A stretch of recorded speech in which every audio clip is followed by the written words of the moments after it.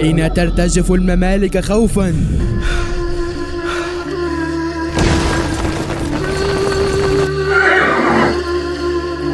لا يبقى في الساحة إلا من كتب اسمه بالنار. يا جنودي اقتلوهم. قربك كريسماس يا باردة، أنت مصدر الثلج في هذا العالم.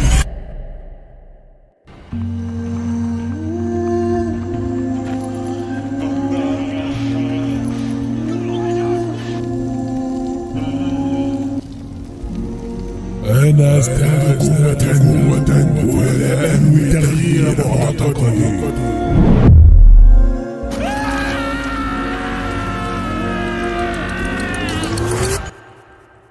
السلام عليكم رفقائي الاعزاء، في فيديو دمار، فيديو حوار، دراما اكشن نار يا حبيبي نار. بس قبل ما نبدا حابب اقول لكم حاجه بسيطه. اولا كده فالفيديو ده وعلى عكس اغلب فيديوهات القناه فاللي كاتب السكريبت واحد جامد بزياده، حرفيا افضل حد يكتب سكريبتات في الوطن العربي. لا مش بافور، هو ده الكساحه يا صديقي. المهم بقى انا وعدت اني هصيطه وهخلي 1000 واحد يشجعوه في التعليقات. جاهزين يا وحوش؟ خلونا نبدأ في سرد حكايتنا الصينية. ده هو شياو ابن عائلة مول مرموقة، صياد قد الدنيا والدنيا مش قده. عمل هو اصطياد الوحوش وبيعها الكسب كل يوم. عشان كده في يوم من الايام بيطلع الغابة يصطاد كالعادة. هدفه المرة دي هو وحش فائق الندرة مرتفع المستوى اسمه غول الارض. هو حاليا بيراقب الخنزير ده عشان عايز يصطاده ويبيعه في السوق السوداء. لكنه فجأة بيظهر وحش كاسح ماسح بيبلع الخنزير في لحظة واحدة. يا الهي، شياو اول ما شافه فرح جدا. ده الوحش النادر اللي هو بيدور عليه من الاساس.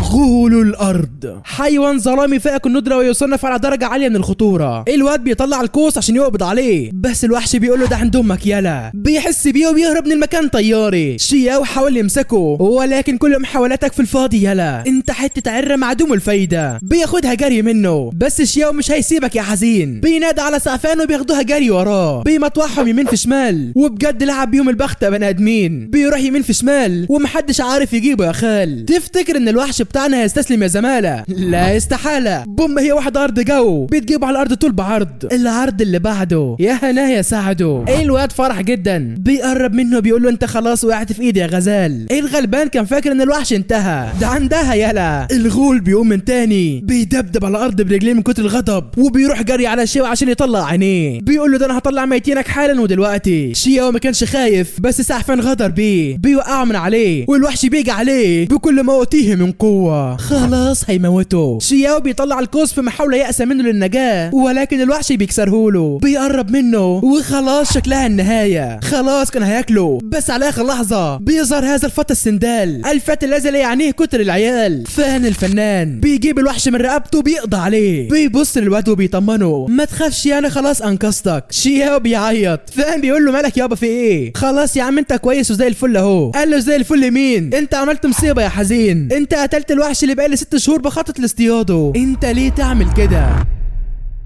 فان كان هيتجلط منه بيقول له يا عم اعمل لك ايه؟ انا كنت بنقذك منه قبل ما يموتك. شياو قال له ماليش دعوه يابا، انت قتلت الوحش بتاعي ولازم تعوضني ماديا. ايوه ده اللي واجب تعمله. فان كان هيتنقط منه وكان عارف انه بيستغله. انا مش مختوم على قفايا يلا. كانوا هيتخانقوا سوا بس العم بيتدخل وبيدي شياو التعويض المادي اللي طلبه. فان بيقول له يا عمي ده الواد ده نصاب، خد منه الفلوس وانا هكسر لك دماغه ما تقلقش. ايه العم قال له اسكت انت، وسال شياو عن معلم طائفه مول اعظم مو طاي. الواد قال له مو طاي مين يا عم؟ انا معرفش حاجه، معرفش حد بالاسم ده. طالما اخدت فلوسي فماليش دعوه باي حاجه. فان كان هيولع ساعتها واللي هو فلوسك ايه يا ابن الحراميه؟ والله لاخدهم منك. العم تشو بيسكت فان وشياو بيشيل الوحش بايد واحده وبيذهلهم بقوته. هنا ادرك فان انه ما كانش محتاج لمساعدته لا، وشكهم حاليا ان هو يكون تلميذ من طائفه مو. في نفس الوقت ده الاهالي والناس الغلابه بيطلعوا البيت سيد الطائفه زوجة ماي طاي المعلم الاعظم، وفي صوت واحد بيقولوا مش هنسلم مش هنبيع مش هنسيب حقوقنا تضيع، مش هنسلم مش هنبيع مش هنسيب حقوقنا تضيع.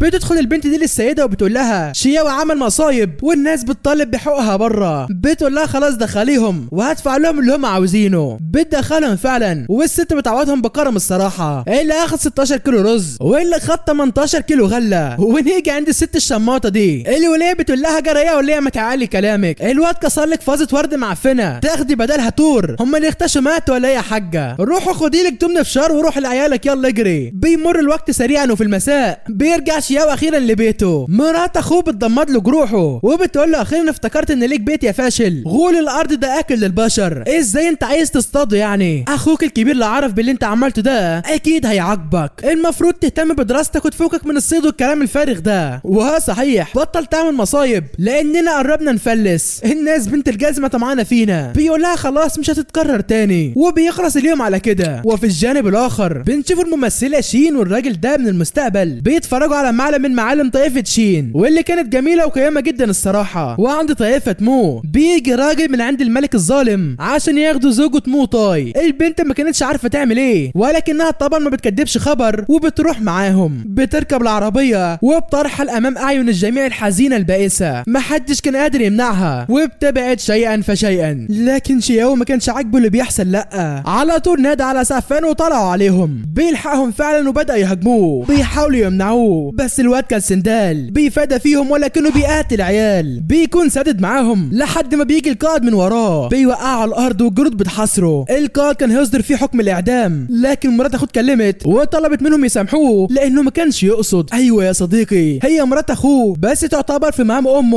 وده لانها هي اللي ربته. شياو بيعتذر منها والجنود بياخدوه معاهم. من فوق التل ده بنشوف العم وحفيده فان كان عاوز يتدخل بس العم تشو قال له اياك تتدخل وتحرك خيوط القدر، سيبها تمشي كيفما يشاء. بيقول له تمام يا عمي وبيخلص اليوم على كده. وفي الصباح بيستكملوا رحلتهم لشانج ان. في الطريق بيشوف معاناة مجموعة من العمال في المحجر والعبيد في الجبال، حيث لا رحمة هنا الا اذا ذهبت روحك قبل جسدك، فاما ان يموت من التعب او يستمر في العمل الى ما لا نهاية. وكذلك العبد فهو لا يعامل بذل او احتقار كما في عالمنا الحديث بل يتعرض للذبح. شياو شاف المنظر ده ومكانش مصدق نفسه. ولكن اهلا بك في الاراضي الملعونه، الاراضي التي يحكمها ملك غمر جشع السلطه، ملك ظالم يقتل كل صغيره وكبيره. يا الهي انها شانج ان. بياخدهم لجوه وشياو اخيرا بيقابل اخوه، كان فرحان جدا ولكن كل المشاعر دي زالت لما شاف اخوه مقيد كالاسير وسيتعرض للعقاب. لا وعارفين اخوه طالع مين يا جماعه؟ ايوه انت الان في حضره المعلم مو طاي الأسطورة النابغة في هذا العالم. مو طاي بدأ يترجى الامبراطور يسيب مراته واخوه يمشوا ويتحمل هو كل العقوبة. سيب عيلتي يا جلالة الامبراطور المبجل، هم مالهمش ذنب في اي حاجة، انا اللي حاولت اضحك عليك مش هم. قال له لا يعني انت حاولت تخدعني. طب بص يا عم لانك راجل محترم واعترفت بغلطك فانا هديك فرصة تثبت ولائك فيها. بيطلب من مراته تاخد الاكسير اللي هو صنعه.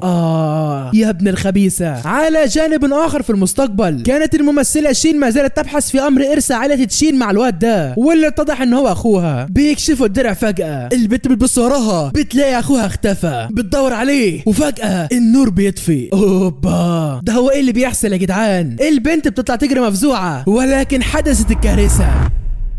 نرجع ليومر وحينها كانت هتنفذ الامر اللي اتطلب منها بس شياو بيتدخل وبيغميها عن الوعي. ايوه انا مش ممكن اسيبك تموت هنا ابدا. بيقول الكلام ده من هنا وهوبا الاتنين دول بيثبتوه ومن بعدها عينك ما تشوف الا النور، الابواب بتتفتح وجيش الامبراطور بالكامل جاهز للاجهاز عليه في اي لحظه. يا نهار ابيض انتم مالكوش اي فرصه قدامهم. موطاي بيترعب على اخوه جامد وبيترجى الملك انه يسيبه، ده عيل صغير ولسه ما يعرفش اي حاجه، ارجوك ارحمه. الواد ساعتها بيخرج عن صمته بيتكلم وبيقول للملك انا هجرب الاكسير اللي اخويا صنعه، اكسير عائله مو لازم يجربوا فرد من عائله مو ومقارنه بزوجة اخويا فانا هكون اكثر نفعا منها. الكل مصدوم من جراءة الفتى بس الملك بيقول له اتفقنا يا زعيم. بيأمر الجنود بحصار المنطقه كامله وعدم السماح لاي فرد بمغادره هذا المكان لانه بعد سنه من دلوقتي سيتم قتلهم إن ما كانش الإكسير فعال.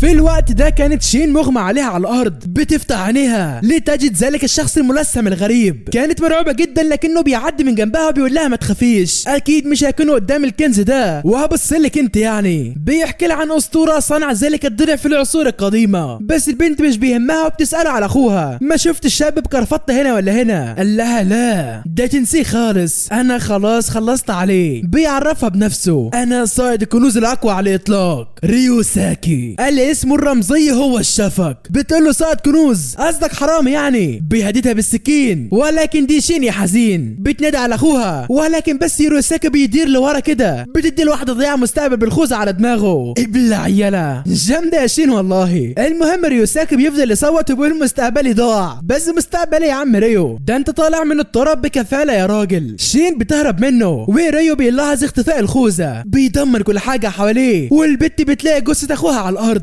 بتحاول ترن على اي حد يساعدها، لكن بتلاقي اللي بيقول لها احلى مسا عليك يا حته، ده القرد التابع ليوروساكي. بيعثر عليها والبنت بتركض باقصى سرعه عشان تهرب قبل ما يمسكها. بتحاول تتصل على اي حد ينقذها ويلحقها قبل فوات الاوان، ولكن ريوساكي كان بيدمر كل حاجه في طرفه عين. بيقرب من البت وخلاص شكلها النهاية. بيطلب منها تسليم الخوذة وهو هيعفى عن حياتها وهيتجوزها. البنت اتعصبت عليه، رمته بالخوذة في وشه، قال تتجوزني. قال ريو بيتعصب على الاخر، بيفعل كوته وبيهاجمها، لكن بوم عند امك يالا، واحد من التماثيل بيتكسر وبيخرج منه مين؟ اسد العرين ملك الغابة المهين، هو شياو مو يا صديقي. الله طب ده ازاي كده؟ وبيطلع انه فاق بعد ثبات اكتر من 1000 سنة، ده معناه ان الاكسير نجح بالفعل. الواد بيقرب من شين، ولكن البنت بتصرخ عليه ابعد عني يا وحش، لا اياك تقرب. شياو وقتها بتجيله صدمة عصبية وافتكر ذكرياته، افتكر اليوم اللي اخوه الكبير اداله فيه ارث العائلة، كذلك في اليوم الذي تحجر فيه. بيصرخ من كتر الالم متذكرا كلمات اخوه، فقط اعتبره نوما طويلا. ريوساكي بيوم من تاني وبيقول ياه ده انا حظ ميتين ام فاجر، درع المحاربين الاثنى عشر، وكمان محارب عتيق اكتشف سر التحنيط. لا لا لا لا لا لا دي شكلها هتلعب بقى. بيهجم عليه وبيقول له وريني المحاربين القدماء بيقاتلوا ازاي. شياو بيتصدى له بالعافيه وده بسبب جوع الشديد، ولكن ريوساكي مش هيحلك يلا، بيزود الهجوم عليه، والشياو اللعيب بيمحي طاقته باسلوب العجيب. الارض اترجت من حواليهم وحراس الموقع دخلوا عليهم. ريوساكي اخذ الخوذه وهرب مع القرد بتاعه، وشين وشياو اتمسكوا. شين بتقول لي يا ريس والله انا ضحيه، ما خربتش اثار، انا كنت بتفرج بس، وكان في ساحر ملعون عاوز يقتلني. قال لها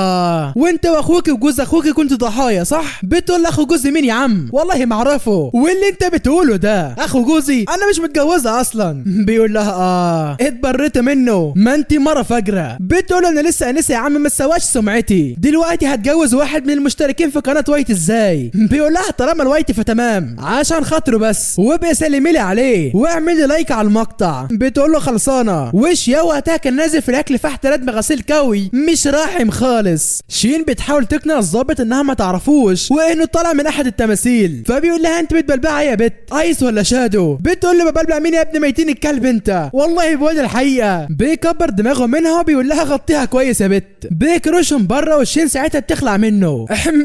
شكرا ليك ايها البطل المغوار، انا ما اقدر انك واد طيب وبتحب تساعد الناس، بس انا ما اقدرش اعطلك اكتر من كده، اكيد في ناس محتاجه مساعده اكتر مني، فعلى كل حال سلام. وبتسيبه وبتمشي. بيمشي وراها لحد ما يوصل للاشاره دي، وهوبا بتغفله وبتهرب. بيطلع يجري وراها بيدور عليها في كل مكان. بس انت بتعمل ايه بس يا شياو؟ الموضوع مستحيل، ده زي ما كانك بتدور على ابره في كوم قش وسط الناس دي كلها. لبسه ومنظره غريب ده اثر شك الناس وفضولهم، هو مين الواد الفقير ده؟ ابعدوا عنه يلا. ايه الجربوع ده؟ انت اكيد مش لاقي تاكل. بيصوروه بالتليفونات، وشين وقتها كانت في قمه السعاده. اخيرا انا خلصت منه، هريح دماغي وارتاح من وجع القلب بقى. شياو بيشوفها من بعيد وبينهد عليها، بيفضحها حرفيا، يا مرات اخويا انا اهو. بيفرج عليها اللي يسوى واللي ما يسواش، والبت بتقرر تريح دماغها وتركب تاكسي وتخلع منه قبل ما يحصلها. تفتكر ان هو يحصلها؟ لا والله، هي واحده جنب في الهوا، بيطلع العربيات واحده تلو الاخرى لحد ما بيوصل لعندها. بيقول لها انا كنت بنادي عليك من شويه، بس الظاهر كده انك انت ما سمعتنيش. السواق بيقول لها هو ده حبيبك ولا ايه؟ قالت له حبيب مين يابا؟ انا ولا اعرفه، دي بقى له اتحدفت عليا من السما. بيفهمها، بيقول لها انا متفاهم زعلك يا عروسه، بس برضه ما ينفعش تعملي معاه كده، سامحي خلاص، ده باين عليه بيحبك وما يقدرش يعيش بدونك. بتقول له اطلع يابا حبك برس انت وهو. بيمشي بالفعل، ولكن انت بتعمل ايه بس؟ شياو يا دوبك بيلمس العربيه كده وهوبا الباب بيتخلق في ايديه. الله ما بالراحه يا عم انت. بينادي على شين وبيقول لها ما تنزلي من الصندوق اللي انت راكباه ده. صندوق.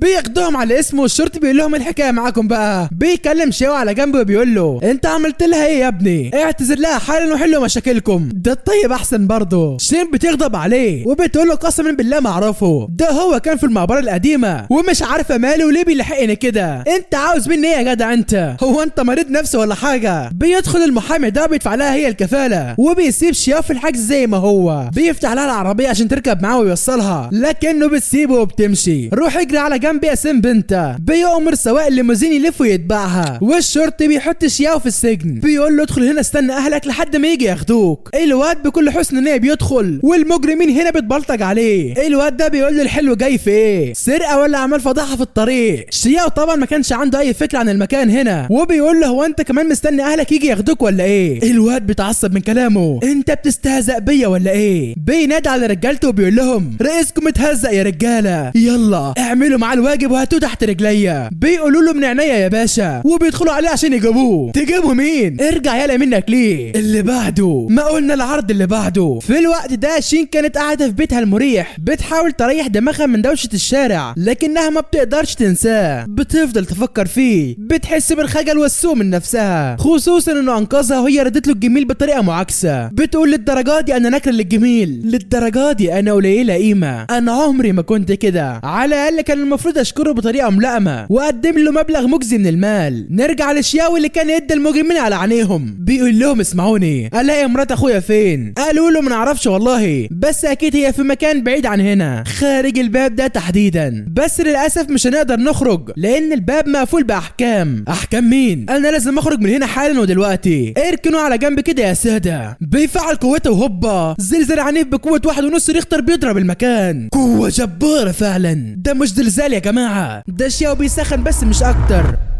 شين في وقتها كانت قاعده بتقلب في التلفزيون زهقانه، ما بتلاقيش حاجه مسليه فبتغسل سنانها وبتدخل تنام. لكن الموضوع مش بالسهل كده يا لوزه، لا، بتتقلب يمين وشمال وبتسمع صوت الواد ده بينادى عليها زوجة اخي زوجة اخي زوجة اخي. ده ضميرها يا جماعه. بتحاول تنام تاني، وشياو وقتها كان ماشي يدور عليها في الشارع بلهفه. ده عامل زي الطفل الرضيع اللي بيدور على امه بالظبط، بيدور عليها في كل مكان. بس انت بتعمل ايه؟ قلت لك دي مدينه كبيره ومش بالسهل تلاقي اي حد انت عاوزه كده. بيقف يلتقط انفاسه، والجحده اخيرا قررت تقف بحالته. بتتصل بمركز الشرطه لكن محدش بيرد، دول مشغولين مع المجرمين اللي شاف خرجهم من الحبس. بيسالهم عن طريقه الخروج، بس دول بيبكوا بحرقه يا عيني. بيبكوا لانهم عارفين محدش هيصدقهم لو قالوا ايه. البنت وقتها بتقرر تنزل تدفع له الكفاله وتخرجه. ايوه كده جدعه يا بنت والله. بتطلع للشارع بس الجو بيمطر وهي مش معاها شمسيه، مش هتعرف تمشي كده. لسه بتلف وترجع تاني بتلاقي شياو بيندى عليها. الواد غرقان ومتبهدل جدا على اخره الصراحه. بيقرب منها من كتر التعب بيغمى عليه. بيترمي في حضنها ليتذكر حياته السابقه مع زوجة اخيه التي كانت في مثابه ام له. بتخيلها بترمي عليه سطل ميه كبير ومتلج حرفيا. ايه ده؟ بيقوم مفزوع بيلاقي نفسه في بيت شين. بيمسك المنبه اللي عمال يزن ده وبيكسره بالغلط. يا حلاوه، ما بالراحه يا جدع، انت في ايه يلا؟ الحاجات دي غاليه خد بالك. بيدور على شين في كل الغرف بس مش بيلاقيها.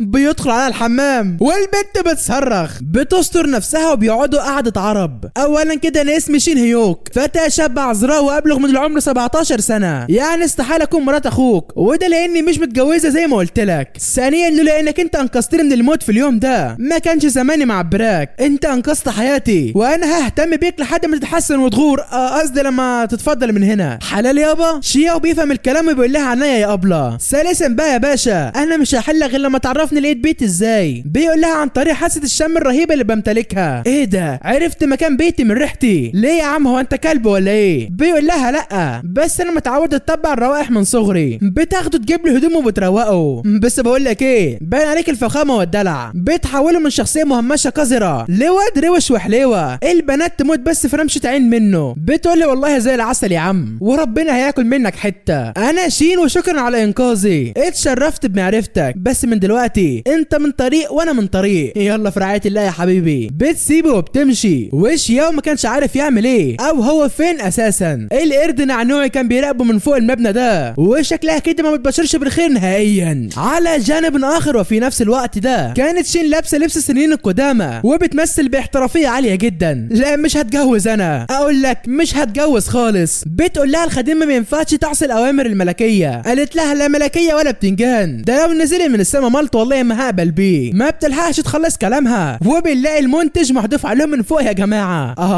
وقد بدأنا. مش بيبدو الموضوع اي اهميه، وبنقول على مشهد تاني المخرج بيشرح لشين كل حاجه. ايوه هي المفروض كده، فهمت يا صديقي. ما علينا. اكشن. حمد وحموده بيطلعوا جري على معاليها هيجانين، لكنها بست سيوفهم جوز غلبانين. للامانه بتكون وحش مهين، اسطوره بتهزم الوحوش الملاعين. بتطلع تجري منهم وبتعمل واحده جنب على الطاير، وهوب الحبل بيتقطع والبنت خلاص هتقع تموت. تفتكر انها هتموت في وجود شياو السندال. ما تقولها معايا يا خال. لا والله. بيدوس على دماغ المخرج وبيطلع يدي الحراميه على عينيهم، وقبل ما شين تقع وتموت بيلحقها على اخر لحظه الواد الكيوت الفتى المظبوط الشاب الذي بقدراته هيكذب وهيعذبنا معاه النهارده شياومو. المخرج حماسه بيزعق معاه، والواد غلبان على اخر يا ولداه. بيقول لي شيني بعيد عنه واستخبى ورايا، ده اكيد هو رئيس العصابه، سيبينا عليه. البنت بتهديه وبتشرح له ان دوت تمثيل لا يمت للواقع باي صله. بيقول لها كده فهمت، ما كنتش اعرف والله، انا بس حسيت انك انت في خطر فقلت اساعدك واخلص على اولاد الهرمه الاوغاد دول. بتقول له متشكرين يا سيدي. المخرج حماسه كان عمال يزعق له وبيقول له امشي حالا بدل ما اطلب لك الشرطه. بس واحد من طاقم التصوير بيقول له الحق يا ريس. بص كده بيفرجوا على تسجيل الكاميرات، وبيشوف شياو وهو بيكذب في الجو. بيفرح جدا وبيقول له تشتغل معايا ياض. الواد بيوافق عشان يقرب من شينا اكتر، وبعد ما بيخلص الشغل بيتمشوا سوا. الواد بيقول لها بس هو ايه ده، انت طلعتي اميره ولا ايه؟ انا ما كنتش اعرف انك مهمه قوي كده، والله ما كنت اعرف، اتمنى تسامحيني. بتقول له يا عم اميره ايه، الله يعينك على المهلبيه اللي في دماغك. الواد ده غلبان جدا يا جماعه. بتسالوا عن تاريخ ميلاده عشان يقدروا يحددوا عمره، لكن الواد على نياته خالص، ما يعرفش حتى اليوم اللي اتولد فيه. بيقول لها انا مش عارف اي حاجه، انا لما صحيت لقيت العالم كله اتغير زي ما انت شايفه كده، ما اعرفش اي حاجه عن عيلتي اذا كان ماتوا او لسه عايشين. البنت بتتاثر من كلامه وبتقرر تساعده انه يلاقي مكان يبات فيه، وده بدل ما يبات في الشارع، وده لانه انقذ حياتها وده اقل حاجه تقدر تقدمها له. شياو بيفرح جدا وبيطلع ينام تحت ضوء القمر البراق. بيتخيل اخوه وزوجته في السماء بيقولوا له خد بالك من نفسك يا عمري، وهوب اغاني حمو بيجا بتشتغل وبتزلزل المكان حرفيا. بس دي مش المشكله، لا بيحس بحاجات غريبه بتحصل في المبنى اللي حواليه. بيركز اكتر وبيشوف شين وهي بتتخطف. يا نهار ابيض.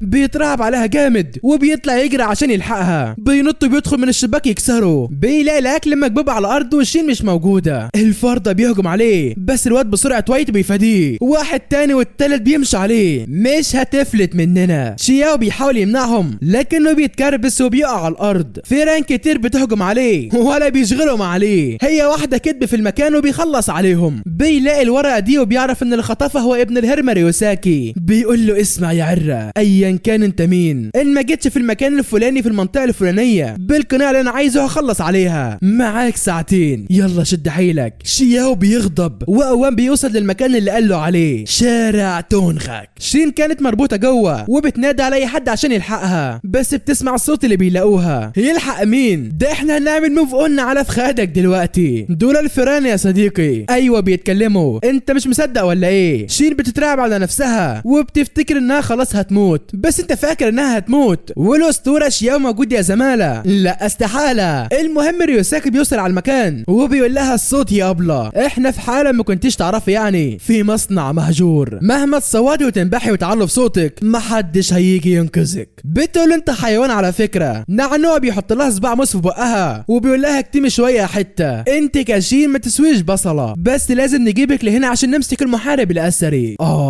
يا ولاد الخبيثة، دول هدفهم شياو من الاساس. المهم مش بيلحق يخلص كلامه وبوم شياو بينزل من السما عليه. نعنوع ابن الكلبة كان حاطط لشين بدل الموزة 3 ومش عارف انا ايه الكلام ده كله يا عمنا. ما فيش قرد يعمل كده الا لو كان كداب زيك كده. ريوساكو بيتكلم وبيقول اولا كده يا سيد الناس، انا اقدر اذي البنت دي في غمضة عينه دلوقتي حالا كمان، بس انا مش هعمل كده لو طوعتيني وجاوبت على اسئلتي. السؤال الاول، مين انت وليه كنت متحجر طول هذه السنوات؟ السؤال الثاني، هل تعرف اماكن اسلحه مسحوره زي اللي بتعملها جاكوريكي؟ شياو بيقول له معرفش يا عم، بس انت رغاي قوي. بوم، ابلع يالا. بيجيب على الارض وبيكسر له ضلوعه. بيروح عشان ينقذها، بس على مين؟ هل نعنوع هيسيبك؟ بالطبع لا. ده بعد ما شاف سيده بيتعرض للهجوم اختفى هذا القرد الحنون واتى مكانه هذا الوحش الملعون ملك القرود المجنون نعنوعي. بس بالابديت الجديد شياو بيحس بالقلق وبيترعب من حضور هذا الوحش الفتاك. تفتكر ان هو هيهرب ولا هيبدا بالاتاك؟ ريوساكي بيقول له ايه يا عسل، خايف ولا ايه؟ اوعى تفكر انك انت هتقدر عليه. لا لا لا، تبقى بتحلم يلا. او بص قدامك خيارين من 2. اول خيار، لو قدرت تهزمه هسيبكم تمشوا من هنا ومش هقرب لكم تاني في حياتي. تاني خيار، لو نعنوعي هزمك هتنضم ليا وهتسيبك من البنت دي. ها قلت ايه؟ بيقول له ده عندها يلا. نعنوع بيطير عليه لكن شياو بواحده جنب بيفاديه. نعنوع من تاني بيطير وخلاص كلهم افتكروا انها النهايه، بس شياو ما كانش مات ولا حاجه. لا، هو ادرك خطوره ملك القرود الشيطانيه فعشان كده هيظبط الدنيا. صحيح انه مش بتاع مشاكل بس في الاوقات دي بيطلع الاسد اللي جواه يشاكل ويبلع يا شاكر. المكان بيتدمر. الواد بيطير عشان يخلص الكلام لكن ده عنده احلام. بيحاول يسيبه بس شياو بيغفله وبيجي من وراه بيهجم عليه والواد برضه بيتفاداها. بيجيب اخره بوم بيرزع واحده بتخلص عليه. بيحاول يقوم من تاني لكن شياو بيكمل عليه. بوكس في التاني بيديه. البوكس الاخير كان خلاص هينهيه بس ريوساكي بيتدخل وبيوقفه. الواد بيبعده عنه وريوساكي بيهزق بيه. كل ما تتحرك اسرع كل ما هتتشل اوهام، وده لان خربشتك بمخالب الدمار اللي عليها سم قاتل بيشل والف باء سموم. كل ما تتحرك كتير كل ما جسمك يكسر سموم كتير.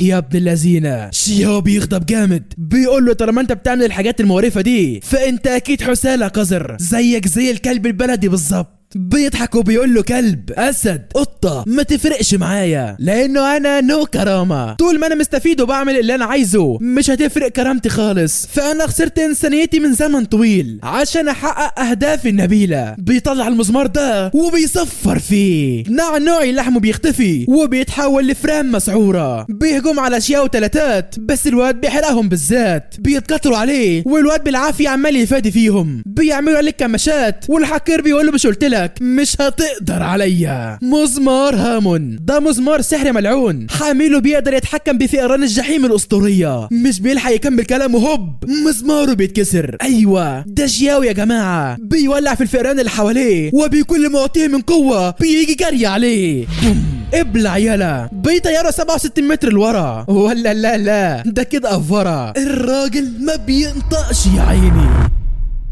ومع شروق شمس اليوم التالي المذيعة مديحة بتطلع على التلفزيون بتقول واخيرا يا عالم، اخيرا يا ناس، امبارح الساعة 6 الصبح قبضوا على الخاين اللي بيسرق اثار البلد. لقوه في مصنع مهجور فاقد للوعي ومتلبس مع الخوذة الاثرية. بتوجه السؤال للضابط اللي قبض عليه وبتقول له شعورك ايه بعد ما عملت انجاز كبير زي ده للبلد؟ انا عاوزاك تعرف ان كلنا فخورين بيك، بلدك فخورة بيك يا ايوان. بيقول لها لا كبيرة ولا حاجة، ده واجبي وابسط حاجة ممكن اقدمها لبلدي. شين شافت الاخبار وبتقول يا نهار اسوح، ده لو عرف ان كنت هناك هروح في داهيه ومستقبلها هيتدمر. بيدخل عليها شياو وبيشوف صور المجرمين في الفون. بيقول لها خلي بالك لا يطلع عليك من الصندوق. بتسكته بتقول له اياك تجيب سيره عن الموضوع ده لاي حد. تمام. بيقول لها خلصانه يا عمري وبتسيبه وبتمشي. وهو بيقول في عقله باله كده غريبه يا اخي، انا نفسي اعرف ازاي الاحجام دي بتدخل في الصناديق الصغيره كده. بيفتكر اللي حصل امبارح بعد ما حرر شين وانهم ما لحقوش ياخدوا نفسهم. الشرطه وصلت على المصنع بره وبتقول لهم سلموا نفسكم يا حراميه. شياو كان هياخد شين ويهرب والمجرم بيقول له اوعى تفكر انها خلصت على كده. لا يا غلبان دي البدايه مش اكتر. عصابه صائد الكنوز مش هيسيبوك في حالك ابدا. شياو فعلا ما كانش عارف يعمل ايه. بياخد التليفون وبيدخل على اوضه الفنانه. بياخد لها كام صوره على البارد وبيحاول يتاسف منها بس بترزعه قلم على الساخن. حيوان حقير متحمرش. امثالك انا عارفاهم كويس. زميله بينادي عليه وبيقول له سيب البنت دي دي وتعالى حالا، تعالى ساعدني يا ابن الهرمه. بيروح يساعده وبيقول له والله ما انا كنت بضايقها، هي اللي ساعدتني على ابن لذين على اخوانها. بيقول للبنت دي يا سيدي اسمها تانج، لسه جايه من الريف النهارده عشان تمثل في الفيلم الجديد اللي بطلته هتكون شين. بيقول له طبعا مش فاهم هي ليه ضربتني، عملت لها ايه انا. بياخدوا بعدها معاه لأوضة الاسلحه وشياو بينبهر جدا بيها. في الوقت ده شين بتمضي بطولة فيلمها الجديد والمستثمر بيسلم حماس الفلوس. شين بتستغرب وفجأة ويا عيني على المفاجأة، ده السيد هونج دالي بشحمه ولحمه. شين بتعرف ان في لعبة اتعملت عليها وبتحاول تشد الاوراق بس مش بتعرف يا صديقي. بتتخانق مع ابوها وحماسة بياخد شنطة الفلوس وبيقول لهم اطير انا بقى، سلام. كلب فلوس يا صديقي ملهاش علاقة. شين بتقول له يا مصلحانجي يا ابن الهرمة. ابوها بيقول لها انا اللي مخطط لكل حاجة، هو بس اتراضى بقرشين وظبط الدنيا. البنت بتتعصب عليه لكن الراجل بيقول لها مش بمزاجك يا حلوة، فانت لو رجعت في كلامك دلوقتي هتدفع شرط جزائي كبير جدا واكيد يعني مش هتقدري عليه يا حلوة. البنت بتتعصب جدا والاب كان مستمتع بالخنزرة عليها. بتقلب طاولة الاكل عليه وبتاخد بعضيها وبتمشي. طبعا انت دلوقتي هتقولي ما يصحش يا وايت، ازاي تعمل كده مع ابوها؟ هقول لك ما انت مش شايف هو بيعمل ايه يعني، ده انت اب بارد بصحيح. لا مؤاخذه بقى يا شين بنشتم ابوكي. المهم بتخرج متعصبه جدا واي حد هيجي لها على سكه هتعمل معاه واحد اندومي وهتترسه شطه. بتسحب شياو من ايديه وابوها دمه بيغلي. بيفعل وضع الكذب الصيني وبيدخل بينهم يفركشهم. بيقول له انت مين يلا يا جربوع، وليه ماسكت بنتي كده؟ قال له ماسك مين يابا، هي اللي مسكتني قدامك انا ماليش دعوه. وبعدين يعني اللي عنده معزه يربطها. هونج دالي بيتعصب وبيهجم على الواد بلكمه لولبيه لكن شاب بيصدها على اخر لحظه وبيتعجب من قوته، فهو شبه واحد يعرفه كويس. الله انت وبنتك فيكم شبه من ناس يعرفهم شياو، معقول لا يكون في بينكم قرابه ولا ايه؟ للاسف يا صديقي لحد دلوقتي محدش عارف. بيسيبه وبيروح يتكلم مع شين. وفي الوقت ده البنت تانجي بتتعرض للتنمر من احد المجرمين وبياخد منها فلوسها كلها. وبحلول الليل كان شياو بيتمشى على ترابيزين الشارع برواقه. لا جامد يلا. بيفتكر اليوم اللي كان بيتمرن فيه مع اخوه وبيقول له ايه يا عم مالك اتصدمت كده ليه؟ دي لسه البدايه مش اكتر. بيفوق وبيقول ياه لو الايام دي ترجع تاني، ياه لو اقدر ارجع بالزمن. بيكون متاثر جدا وفجاه بيحس بالبنت تانجو وهي بتتعرض للتنمر في الشارع ركساشه. العصابه بتطلب منها مبلغ وقدره عشان بس يسيبوا امها تعيش، بس البنت بترفض. بتقول لهم انا معيش اي حاجه امشوا الا هبلغ الشرطه تقبض عليكم. محسن بيمسك ايديها لكن البنت بتبعده. انا مش رخيصه زي الزباله اللي انت تعرفهم. وحسين بيشمطها قلم عباسي على خدها. يا ابن المفتريه. بيقول لها تعالى اتجوزي الرئيس وهتعيش حياه سعيده وهتسددي الديون اللي على والدتك. البنت بتنصدم. انا استحاله اعمل كده، كان هياخدها بالعافيه لكن هوبا اثبت يلا. ايوه هو شياومو. حدقه بيقول له في ايه يلا انت مالك زهقان من الحياه وعايز تموت ولا ايه؟ ولا تكونش جاي تحلو علينا؟ شياو مش بيشغل دماغه بيه وبيطمن على تانج. انت كويسه؟ عملوا لك اي حاجه العيال دول؟ ما بتردش عليه. والاشقيه بيفتحوا السكاكين. بلاش سكاكين لان هيلخبطكم زي العجين. قابل يا حزين. بسرعه كالساحب بيخطف السكينه من ايديه وبعدين بيرميها جنب رجليه. بنطلونه بيتقطع وحدقها بيجيب ورا على طول. بياخد رجالته وبيقول له هنرجع لك تاني بس بقوه وعزيمه اكبر من دلوقتي. بيقول له هات اخرك يا حدقه. تانجي بتكون مكسوفه منه عشان اللي عملته الصبح وبتطلع تجري وهي في قمه الحزن والاسيه. بتفتكر كلام امها والعصابه والممثله المشهوره وبتكون في حال لا تحسد عليها. كلهم قالوا لها انسي حلمك، استحاله تكوني ممثله شاطره، انت اخرك تمثلي دور الخدامه الصايعه الضيعه. بتقعد تعيط على حالها شويه قدام الناس والراجل الطيب ده بيشوفها. بيقرب منها وبيقول لها مالك يا عسليه في ايه؟ اهدي شويه الدنيا مش مستاهله كل ده. بياخدها مطعم والبنت بتعمل له على الاخر. بيصب لها شربات وبيحط فيه مخدر. يا ابن الخبيثه. البنت بتغمى عليها لما بتفوق بتلاقي نفسها على سرير في اوضه مجهوله. الراجل هو كمان بيخرج من الحمام والشكل ناوي يروق الكلام. البنت بتحاول تهرب منه يمين في شمال بس هو بيزنقها هنا ومش بتعرف تفلت منه. فضلت تعيط وتتحايل عليه بس ده ما صدق يا صديقي. كان فاكرها اي لحم وخلاص بيكون خلاص يعملها هوب بتدي له واحده بتخليه يغمى عليه. ولو بتسال بايه فهي بصينيه الاكل يا صديقي. بيتجرح ودماغه بتجيب دم. تستاهل يا حقير والله. تفتكر ان تانجي هتسيبه؟ لا لا لا لا والله. بتكمل له خبطه ورا خبطه والراجل بيموت بين ايديها. بتقول لنفسها اللي انت عملتيه ده يا بنتي يا يا هبله، انت قتلت الراجل يخرب بيتك، خلاص حلمك هينتهي وهتودعي الملاعب. بتفتح الشباك وبتعملها في نفسها يا زميل، كانت خلاص هتقع بس الكائن الشيطاني ده بينقذها، بيقول لها الحقد اللي جواكي خساره كبيره يموت وينتهي، كل ده عشان قتلت واحد، ما عليك يا ستي انا هحلها. بنقول لها قوه جباره، والبنت بتصحى في فندق جميل، بتبص في المرايه وبتلاقي نفسها انتقلت لجسم الممثله المشهوره تانجلينج. يا حلاوه، دي شكلها هتلعب على اخر يا صديقي. المهم وعلى جانب اخر كان سايد الكنوز ريوساكي ماشي هو واحد زميل ليه عشان يقابلوا الشخص ده بايلونج، بيقول لهم اتفضلوا يا رجاله اتكلموا قولوا كل اللي نفسكم فيه. ريوساكي قال له بص يا ست الزعيم، انا مش جاي في هزار المره دي، بالعكس ده انا وقعت على كنز ثمين ما ينفعش نفوته، فمن قيمه كام يوم كنت بستكشف اثار عائله شين اللي لقوها مؤخرا، لقيت الدرع الديكتاتوري اللي احنا بندور عليه من فتره كبيره، واتفاجأت بان في عدد مهول جدا من التماثيل ديت هناك. طبعا استغربت وقلت ده ازاي كده، بس كلكم واللي زاد وغطى على كل ده ان واحد من التماثيل اتحرك وطلع لسه عايش، اتحول لشاب وسيم بقوه غاشمه. انا شاكك ان المقبره دي ممكن تكون احدى نقاط الوصول الزمنيه. بيقول له ما يهمنيش، انت خليت الشرطه تقبض عليك وتعرف مخططاتنا الجايه، عشان كده لازم تتعاقب بابشع الطرق. ريوساكي بيقول له معاك حق يا باشا، بس انا عاوز فرصه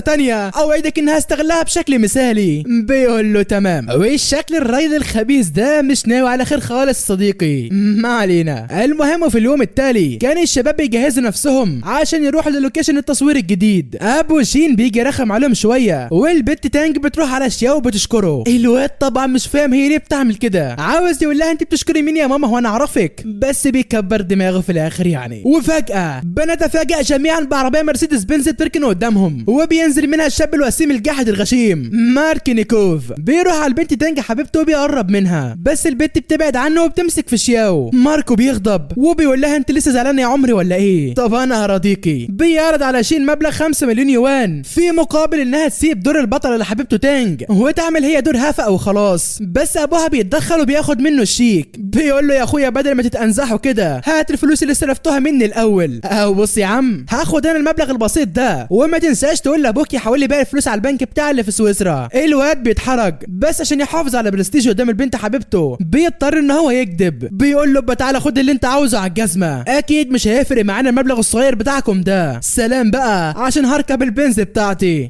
انت بقى معاك عربيه ولا اطلب لك اوبر وكريم؟ بيقول له لا اطلب لحالك. بيسافر بالسفاره، فبيجي سعفان العصر الحديث وبيكسرها له. ماركو بيعيط وربنا ما يحطك مكانه خالص يا صديقي. بيوصلوا على مكان التصوير اللي بيكون عباره عن ارض فسيحه خضراء غناء. بتدخل شين تقرا الاسكريبت بتقول ايه السوق ده الاسكريبت زباله خالص، ازاي ابويا ما يجيبش الكساحه يكتبه؟ مش فاهم انا ابويا ده بيفكر في ايه، دي اسوأ مسرحيه صفر عبر الزمن شفتها في حياتي. بتسال شاو عن احساسه اول ما فاق من التحجر، فبيقول لها كله عادي جدا اكن دي لسه صاحي من النوم، بس ما اكدبش عليك خالص انا حاسس ببعض الوحده، مفتقد عيلتي كلها. بيطلع صوره لمرات اخوه وبيقول لها بص كده كانت شبهك ازاي. شين بصت له كده واللي هو انت لو عايز تستفزني لازمك شغل اكتر من كده الصراحه. الجرس بيرن وبيطلع اخوها له بيطمن عليها، والبنت بتعرفه على شياو وانه طالع من التمثال في المقبره. الواد بيخاف جدا وبيقول لها ايه ده انت ازاي بتتعاملي مع الوحش ده عادي كده؟ بتقول له لا ده هو طيب قوي مش زي ما انت فاكر. قال لها خلصانه وبيتكلم مع الواد. شياو بيستغل ان هو عالم اثار وبيساله عن عائله مو. الواد فعلا بيتعرف عليها وبيقول له انا اعرف المؤسس باي سوهيون. والله على كده انت تعرف اخويا المعلم مو طاي مش كده؟ الواد بيقول له لا مش مذكور عنه اي حاجه في المخطوطات القديمه دي خالص. شياو بيتصدم وبيقول له ازاي يعني؟ لو قال له مش فاهم بالظبط بس اللي اتذكر في التاريخ ان الامبراطور امر بقتل كل السكان عقابا على فشل الكيميائيين في اختراع اكسير التحجر. شياو بيتصدم وبيقول له يعني اهلي وناسي ماتوا مذبحين على ايد الامبراطور ابن الهرمه، يا ريت اقدر ارجع بالزمن عشان اقدر انتقم ليهم. يا عيني يا شياو يا ابن والله. بنرجع فلاش باك وبنشوف الامبراطور فينج وهو بيأمر جنوده بحفر الجبل. العيال فعلا بتلاقي البوابه دي واول ما بيفتحوها بيطلع منها جنود زومبي بيذبحوهم وبيقتلوهم وبيخلصوا عليهم حرفيا. بس فينج كان عامل حسابه وهجم على الزومبي بالنار وولع فيهم وسيح عظمهم في لحمهم بطريقه بشعه جدا. الوضع مش طبيعي، لكنه فجاه بيدخل موتاي وبيطفي النار كلها في ثانيه. هنا ادرك فينج ان موتاي مش سهل خالص وانه مش هيهزمه بسهوله لو ايه اللي حصل.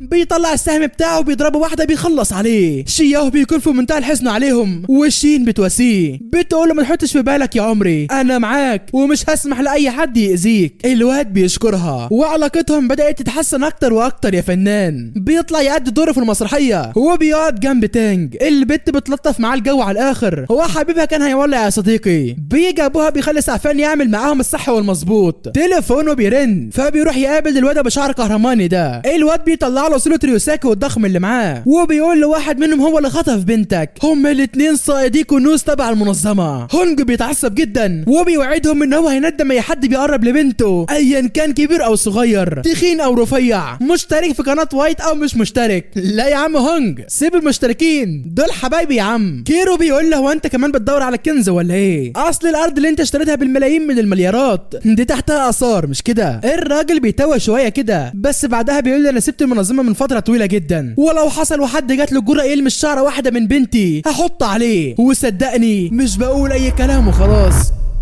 بيقول له اسلك عشان تسلك لك بين الناس، انت لسه بتدور على الكنز مش كده؟ انا مش هحاول امنعك او اي حاجه، بس يفضل ان اكون عارف عشان زي ما انت واخد بالك كده فانا عميل مزدوج ومصلحتي مع اللي بيدفع اكتر، فعشان ما بوظلكش الدنيا يعني عرفني نواياك. هون قال له خلاص انت هتوجع دماغي، ايوه انا لسه بدور على الكنز الذي لطالما امضيت حياتي سعيا للحصول عليه طوال ال40 عاما اللي فاتوا. انا ما شلتش الموضوع دوت عن بالي لحظه. قال شوف انت برضه مش عاوز تسلك ازاي؟ ما قلت لك اسلك يا عم. بيفكروا باللي حصل من 7 سنوات وحادث اختفاء احد ابنائه في احدى المغارات. بيقول له انت راجل منتن قوي، ضحيت بابنك عشان توصل لغرض تافه زي ده. هونج اتعصب عليه بس الواد قال له حيلك يا عم، اهدى لا تقول لك عرق، انا بس حبيت اعرفك اني فاهم بس مش اكتر.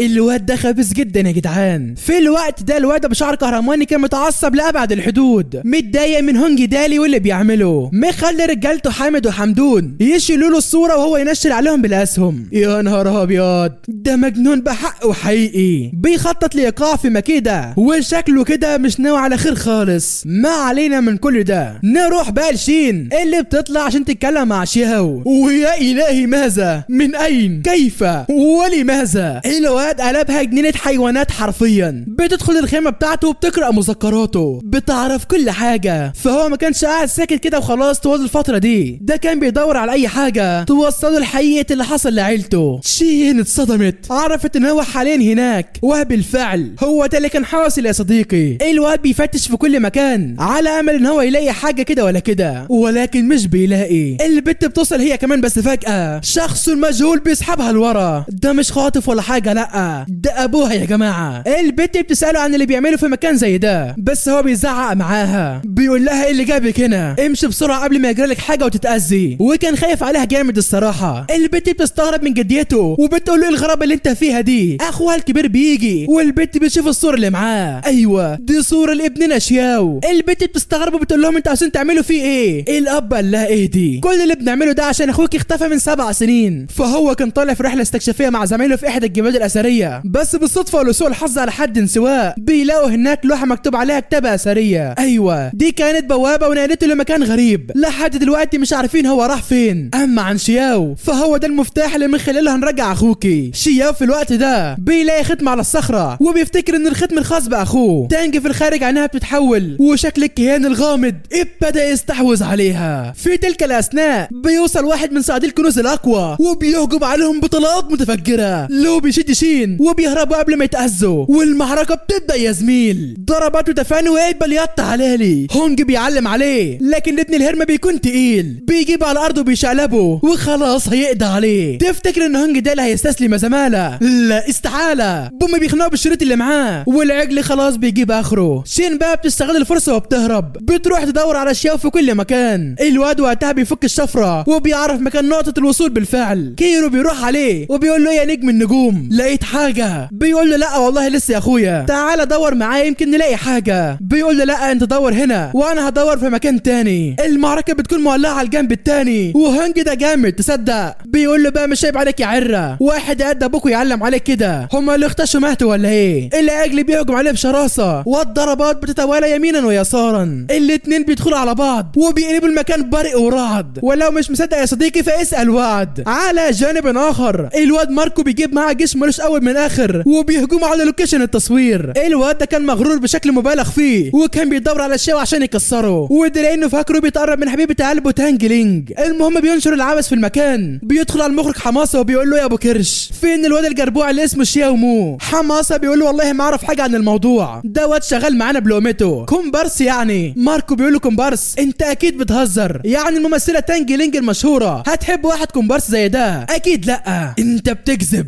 انجز وجاوبني حالا ودلوقتي. بيكون هيفقع على وشه، لكن تانج بتتدخل وبتبعده. الواد بيحاول يقرب منها لكنها بترزعها على وشه. اوبا الالم جامد قوي قوي قوي يعني، ده انا حسيت بيه من هنا. ماركو بيغضب على الاخر وبيامر رجالته بيحصرها، بيقول لهم كتفوا الكلبه دي وهاتوها في العربيه. ازاي تمد ايدك على سيدك؟ شيرين في الوقت ده كانت بتدور على شياو عشان تعرفوا بخطه ابوها وانهم ناويين يغدروا بيه، وهوبا بتسحب من ايديها. شياو بقى بيكون حل اللغز خلاص، بوم بيولع في المكان بطريقه معينه، وايوه النقط بتتوصل ببعضيها بتتجمع في مكان واحد، بتطلع المسله دي. والايد اللي مسكت شين كانت ايد اخوها لو. الواد بيحاول يهديها وياخدها معاه، لكنها بتقول له انا هبلغ شياو بخطتكم وهخليه يهرب. الواد ده انا مدينه ليه بحياتي، ومش هسمح لك تقرب منه، مش هسمح لك تذله وتاذيه بسببي. مش بيلحق يكمل كلامه، هوبا بياخد واحده بالطياره اللي بعيد. ايوه يا صديقي هو ريو ساكي بيقول لها يا على القدر اللي عمال يجمعنا ببعض كل شويه، ياه على الحظ برضه. انا ما كنتش متخيل ابدا انك تطلعي بنت هونج داري. ايوه خلينا نفكر هنعمل فيكي ايه. ايوه عرفت خلاص، هنستغلك وهنضغط على هونج دالي بيكي، هنخطفك يا اموره.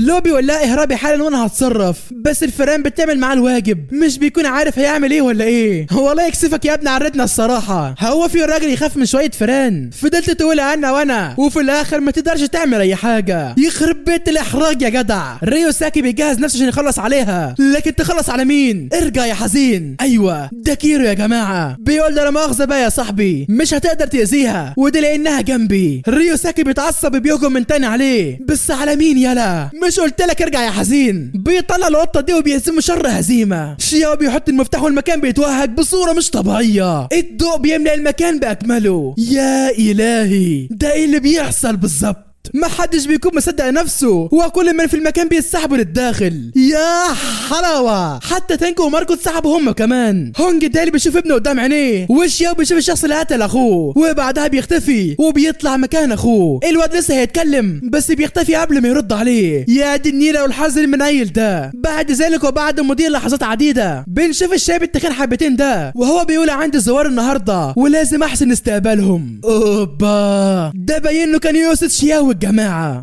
بس لا، الخادم بتاعه بيقول ده اللورد شينج ذات نفسه. بيدخل اللورد والواد بيعامله بطيبه ولطف مبالغ فيه. ايوه كده، طب هتتروق، فلوس ونقود ومصاري زي الفل. بيتكلموا عن مستقبل البلاد، واذ فجاه بيلاقي اللي ضرب الحراس وبيهجم عليهم. ايوه ده شياو يا جماعه. الواد مش بيكون عارف هو فين او في اي حقبه زمنيه من الاساس. وفي الخارج بنشوف شين اللي بات في جسم البنت دي، واللي الكل بينادوا عليها بالجنرال فانا الفنانه. البنت مش فاهمه حقيقه الاسم ده، ولكن لما بتشوف شكلها بتدرك انها انتقلت عبر الزمن. الراجل السمين ده واللي بيكون الامير لسه بيقول لشياو هو انت ازاي تجرؤ انك تدخل عليا بدون اذن؟ هو انا مش بستقبل اللورد شينج ولا ايه؟ مساعد يانلو بيلحق الموقف وبيقول له ده خدام جلالتك الجديد لي ليانج. اللورد بيطلب من الامير انه ياخد الحكم مكان اخوه لانه هو اولى واخوه مش كويس يعني. الواد طلع محترم ورفض، قال له انا واخويا واحد يا باشا. على الناحيه التانيه بقى اخوه ما كانش عاجبه الكلام وبيقول بعد كل اللي قدمته للبلد ومش انا اللي همسك الحكم ولا ايه؟ لا دي تبقى مهزله حرفيا. انا مش عارف هما بيفكروا ازاي، بس لا مش هسمح بكده. بينادى على جنوده وبيامرهم باغتيال اخوه، فهو لما يموت الحكم تلقائيا هينتقل ليه وهيعمل اللي هو عايزه في البلد.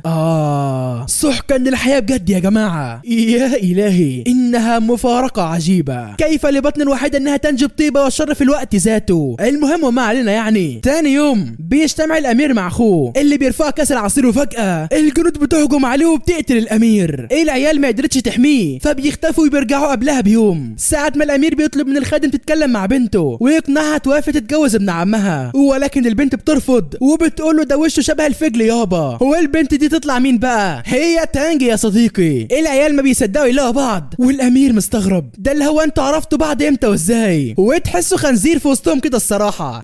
ما علينا، نروح لجانب الاشرار. ريوساكي بيحب يشوف نفسه على الجنود، ولكن قوتك مش شغالة هنا يا ابني. بياخد على دماغه لحد ما بيقول حقي برقبتي. هو انا فرحان فيه الصراحة. المهم في الوقت ده اخو الامير كان بيخطط لاغتياله وعرف رجالته الاشارة اللي بعدها هينقضوا عليه، وهي رفعته للكأس عليهم في السماء. بالفعل تاني يوم بيجتمعوا زي ما اتفقوا وظهر بينهم نفس الحديث، بس المرة دي الشباب كانت مستعدة وقدروا ينقذوه. جامدين يا شباب والله. في نفس تلك اللحظة كان لو عمال يعيد في تسجيلات الكاميرا وبيحاول يفهم هما ازاي اختفوا وما عادش باين لهم اثر كده. بيبص وراه بيلاقي الراجل الغريب ده. ايوه هو ده قائد المنظمة وزعيم كل صائدي الكنوز. ايوه اسمه باي. بس هو ايه اللي جابه بنفسه هنا يا ترى؟ الواد بيتهته بيقول انت مين وازاي دخلت هنا؟ قال له مش مهم انا مين، المهم دلوقتي انت عاوز تعرف هما راحوا فين صح؟ عندك فضول. الواد قال له اكيد، عرفني بكل حاجة يلا. بيعرفوا فعلا، والواد كان في غاية الصدمة من اللي سمعه، وده لانهم انتقلوا لحقبة زمنية معينة لغرض معين زي اللي هم فيها دلوقتي. غرضهم هو حماية الامير. بس تفتكر ان ده هيحصل؟ لا والله، بتحصل غلطة خفيفة بتؤدي لوفاة الامير. كالعادة بيرجعوا بالزمن لورا شوية ويادي النيل على الحظ المنيل. هو احنا هنفضل على الحال ده كتير ولا ايه؟ بالفعل ده اللي بيحصل، وكل مرة الامير بيموت بطريقة اخطر واحقر. الامير ده حظ فاري والله يا جدعان. زعيم المنظمة بيكمل كلامه وبيقول له الهدف من نقطة الوصول دي واحد، وبيتطلب التضحية باحدهم، لان العالم اللي هم فيه ده عبارة عن تناسخ سحري كامل لاحداث حصلت في الماضي، وتغييرها هيغير المستقبل بدون ادنى شك. بنرجع للعيال اللي ما كانتش فاهمة هتعمل ايه، وخصوصا ان دي المرة الخامسة اللي يحصل معاهم كده. بيشوف الاتنين دول سارقين خنزير وبيهربوا بيه عاوزين يبيعوه، فبتعاقبهم شين، وده لانها جنرال زي ما انت شايف كده. بتدخل الخيمة دي وبتلاقي والدها بيقول لها انا ليو جي والمفروض اموت عشان الحلقة دي تختفي وترجعوا لعالمكم الاصلي من تاني. يا نهار ابيض، هو بجد لازم حد يموت عشان الباقي يعيش؟ كم ان الحياة قاسية. شين بتقول له صحيح انا مش بحبك ولا بطيئك حتى، الا انك تظل والدي. الراجل بيفرح وبيبدا يتبارد عليها. يا جدع ما تبطل بقى. بيغير الموضوع بيقول لها كله بسبب الواد المريض ده. شياو انت اول عملت ايه؟ بيقول له ما كانش قصدي يا سيدي الناس، كل اللي عملته ان حطيت القلاده دي في فتحه هناك في الاثار. الراجل بيقول له مدام دي هي اللي جابتنا لهنا فهي اكيد تمتلك خاصيه الارجاع، ممكن تساعدنا نرجع يعني. البنت بتقول له مش دي المشكله لا، فلو ما انتش فاهم اللي حصل يا صديقي فهم كل ما بيرجعوا فيها ادوارهم بتتغير عشوائيا. يعني شين بعد ما كانت الجنرال فانا بقت مستشاره الامير، وهونج دالي بدل ما كان حارس الامير بقى هو ليو جي الامير. ولو بتسال عن تانج فهي اللي قدامك دلوقتي دي بقت هي الجنرال فانا. يا حلاوه، دي بالذات بقى ما تنفعش تبقى جنرالة خالص. ما علينا. بيخلص اليوم على كده، وفي الصباح بيطلعوا كلهم للاجتماع اللي هيموت فيه ليو جي. بيتكلموا سوا بيحطوا خطة للهجوم، والمرة دي هم اللي هيكسروا عظمه. شياو بيتقاتل مع العجل ده واللي بيقول له انا مش هرحمك يلا. بينزلوا في بعض تخبيط يمين في يمين، وبجد مش راحمين بعض.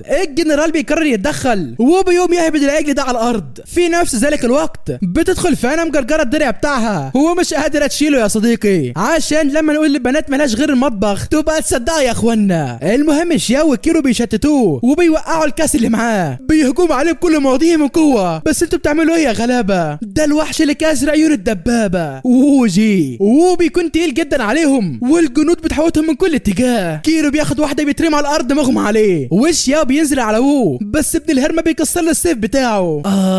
قوه جباره فعلا. شين بتدخل عليهم بالحصان والرجاله، وكده الوضع لحد ما بدا يتظبط شويه الحمد لله. يعني ليو جاي بيركب على الحصان والجنود بتنزل دعك في بعض، محدش عاتق اللي قدامه واللي بيقدر على التاني بينهيه. شين بتاخد ابوها وبيهربوا، لكن الجنود مش هتحلكم بالسهل كده. بالفعل بيسدوا الطريق قدامه، ووجي رجالته بتجيب له رمحه الخارق. ايوه اسمه فرينر. بيشيله بيصوب على ليو جاي من بعيد. ايوه كان خلاص هيسيبه، لكن شياو لانه كان ماهر في استخدام القوس زمان بيقدر يحدد مكان النقطه اللي بيستهدفها، بيعترض طريقها وبيصدرها بنجاح. ولكن ده برضه ما كانش كفايه. ايوه السهم خرمه وكمل في طريقه ليو جي، خلاص كان هيسيبه. بس فجاه بيختفوا كلهم من المكان والسهم بيخبط في البوابه بيفتحها. الامير ليو جي الحقيقي حقيقي بيرجع من تاني وبيهرب مع الحصان وهو مش فاهم اللي بيحصل يا عيني. ما علينا. المهم بقى شياو بينتقل للمكان الفاضي ده وبيشوف قطعة ياشم جواها اخوه، بيروح يتكلم معاه وهوب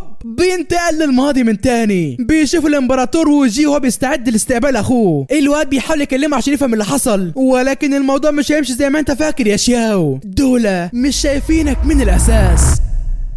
الواد بيسمع حديثهم سوا وما عادش فاهم ده اخوه مو طاي ولا شيطان بيتكلم بداله. المعلم طلع هو اللي مخطط لكل حاجه. يا نهار ابيض، ده ازاي بس يا جدعان؟ وجي بيقوم له بيقول له انت ليه هتغدر بيا؟ هو مش بيثق فيك وبيقدرك يا عم. قال له ده بني ادم شرير حقير، قتل كذا فرد في عيلتي بسبب طمعه وجشعه، حتى اخويا الصغير ما سلمش منه. اخويا شياو اتدفن في مقبره بسبب طمع الملك ده وجشعه. انا مش عارف اذا كان لسه ميت ولا حي، بس اللي انا متاكد منه اني لازم اخد له حقه وما سيبش الموضوع ده يعدي بالسهل كده. وجي ضحك له وقال له سيب الموضوع ده عليا يا سندال. بيقول له خلصانه. وشياو بيختفي من المكان، بيشوف اللي حصل لاهل حتته بسبب المعلومات اللي سربها اخوه مو طاي للاعداء. كان في منتهى الحزن عليهم وصرخات الجنود حركت حاجه جواه. في نفس ذلك الوقت مو طاي كان قاعد مع مراته بيسرب معلومات الجيش عشان يديها للشرير. البنت مراته بتقول له انت متاكد ان الاكسير ده هينجح وشياو هيفضل على قيد الحياه؟ الواد قال لها مش عارف الصراحه،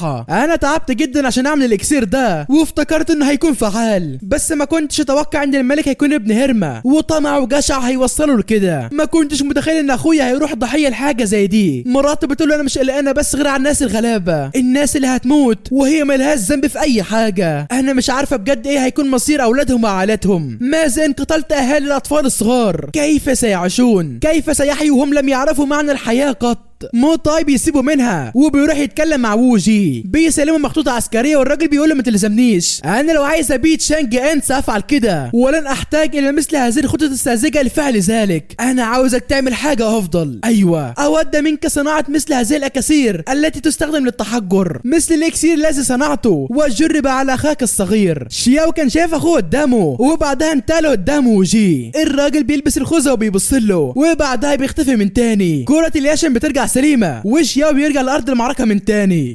لا، هما مش انقذوا ليو جي من شويه؟ هونج بيترمى على الارض الخضر دي، بيبص لفوقه وبيلاقي نفسه رجع للمستقبل من تاني. اوبا، يا نهار مش فايت. بس ازاي كده كلهم رجعوا للعصر الحديث ما عدا شياو؟ لا انا كنت فاكر زيك كده، ولكن محدش رجع للمستقبل غير هونج دالي. شياو بياخد الحصان ده وبيطلع جري من المكان. ليو جي بيكلم الشباب وبيقول لهم هنعمل ايه كده يا رجاله؟ دي 7 مرة نتهزم فيها، عندكم اي خطط؟ شين بتقول له مين جاب ولاد الهرمة دول هنا؟ ريو ساكي بيقول لها ابن هرمة مين يا بنت هرمة انت؟ بيتخانقوا سوا، ولكن ده مش وقت خناقة يا شباب، حاليا لازم نتعاونوا سوا. خلينا نقعد مع بعض في الاول ونفهم اللي حصل، مع ان المفروض المهمة نجحت وما رجعناش للمستقبل من تاني. هو ايه اللي بيحصل دلوقتي؟ كيرو انت اكيد تعرف حاجة. بيقول لهم والله يا جدعان لا اعرف ولا بتاع. قالوا له ولا انجز بدل ما اخرمك. بيقول لهم خلاص بما ان الهدف الاساسي من المهمة هو الابقاء على حياة ليو جي، فاحنا لازم نتأكد ان مفيش حد عاوز يقتله. ايوه، بمعنى تاني نقتل اللي عاوز يقتله وبكده الدنيا هتتحل. اما هونج دالي فأدى دوره بشكل محترف، ما حدش فيكم عارف الراجل ده عمل ايه. الجماعة كانوا مبلمين، بس باختصار كده هو عمل حاجة وعرض حياته للخطر، وده بس عشان يحمي الامبراطور ليو جي. بس حتى لو كده فشياو هو كمان ضحى بحياته، حط نفسه قدام السم وخاطر عشان يحميه. مفيش حاجة واضحة للأسف. التفسير الوحيد هو اللي قلت عليه، هذا العالم مليء بالاكاذيب. بيقرروا يلعبوا على الحبل اللي معاهم ويقتلوا ووجي اضمن. بيتكلموا مع بعض وبعد مناقشه حاده بتتكلم شين بنبرتها الحاده، بتقول لليو جي اسمعني يا فاشل يا ابن الفاشله، احنا في الموضوع دوت بسببك، فعشان كده هتنفذ تعليماتي بدون مناقشه في اي حرف واحد حتى. احنا هنخلص على ووجي في اقرب وقت ممكن، هنوزع قواتنا بالتساوي ونهاجمه من 5 جهات مختلفه. يا بنت المجنونه، هو ايه ده 5 جهات مرة واحدة؟ ده حتى ابليس ما فكرش كده. فعلا يا صديقي ان كيدهن عظيم. ليو جي لسه هيتكلم، قالت له اي اراء اضافية يا ريت تخليها لنفسك، اللي قلته هو اللي يمشي. الامير بيستغرب والهوا البيت بيتابونا والغرب بيكرشونا، بس هيعمل ايه يعني؟ بيقول لها اللي تشوفيها سيادة المستشارة، هي المرة دي لعبة دور المستشار. حبيت افكرك بس لو لاحظت يا صديقي في ناس ادوارهم بتتبدل وناس ادوارها ثابتة زي الاشرار وكيرو كده.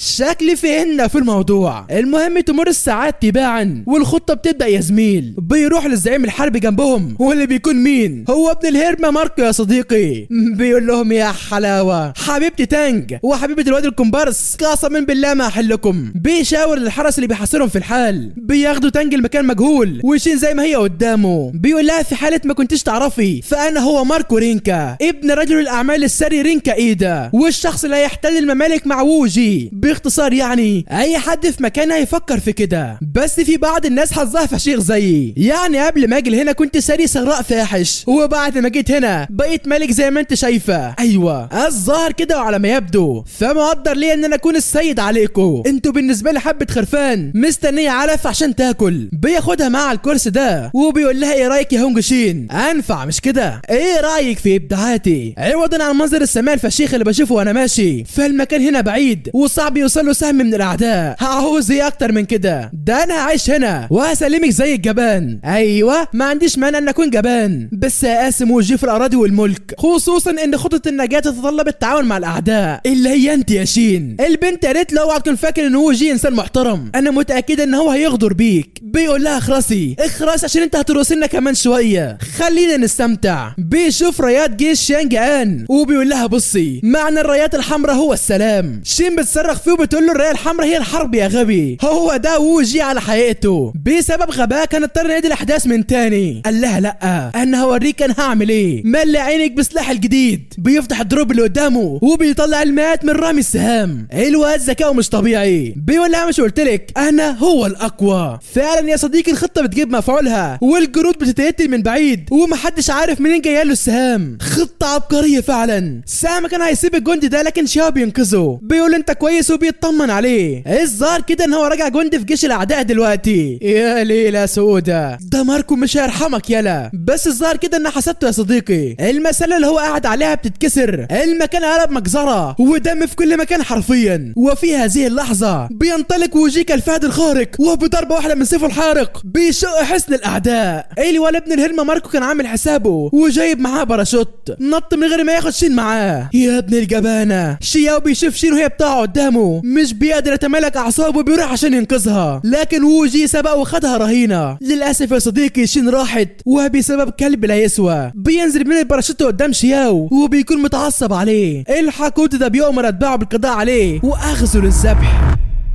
لكنهم ماتوا خلاص يا مغفل. ايوه انت انتهيت يا معلم. بيرجعوا القصر من تاني وتنجي بترزق حته قلم محترم. بتقول له فوق لنفسك يا جدع انت واياك تكررها تاني مفهوم؟ الواد بيقول لها مش هعمل كده تاني وشكله كده كان عرق خالص الصراحه. بيقول لها انا تحت امرك بس بيغير كلامه قدام شياو وبيقول انت عبيط عاوزني خاطر بحياتي عشان اموت. انت ما شفتش قوه الراجل ده قد ايه؟ ده ممكن يدكنا في يوم واحد. شياو هدده بتانج فالواد قال له عينيا عشانك. ايوه كده اظبط يا معلم. بيحشدوا الجيوش بالفعل وبيدخلوا عليهم. الحرب بتشتعل يمين في شمال وشمال في يمين ومحدش راح من التاني نهائيا. في الوقت ده بيدخل ووجي خيمة شين وبيقول لها اجل الوقت يلا بينا يا حياتي. البنت بتقول له حياتك مين؟ انا ما اعرفكش اصلا ولا عمري شفتك قبل كده. بيقول لها لا راجع نفسك وانت هتعرفيني كويس. البنت فعلا بتتذكر كلامه ويا نهار ابيض يا جدعان ده طلع هو صاحب الخوذه اللي لقيتها شين في البدايه. ايوه كان على قيد الحياه وشايف كل حاجه. يا حلاوه. على الجانب الاخر وفي المستقبل هونجي دالي كان قاعد مع قائد المنظمه باي وبيتفقوا على شويه شروط. الفنان القتالي فينج بيقول لهم ان وعي ووجي حاليا مغلق وهو ده السبب اللي مخليهم مش عارفين يستخدموا قوتهم يا زميل. بيقول لهم معانا فرصه واحده ومش لازم نضيعها لو ايه اللي حصل. بيسيبهم وبيمشي وباي بيتكلم مع هونج دالي بجديه. بيقول له انا مش هساعدك ببلاش اكيد خلينا نتفق. هونج بيقول له طلباتك اوامر. فالتاني بيقول له بمجرد انتهاء المهمه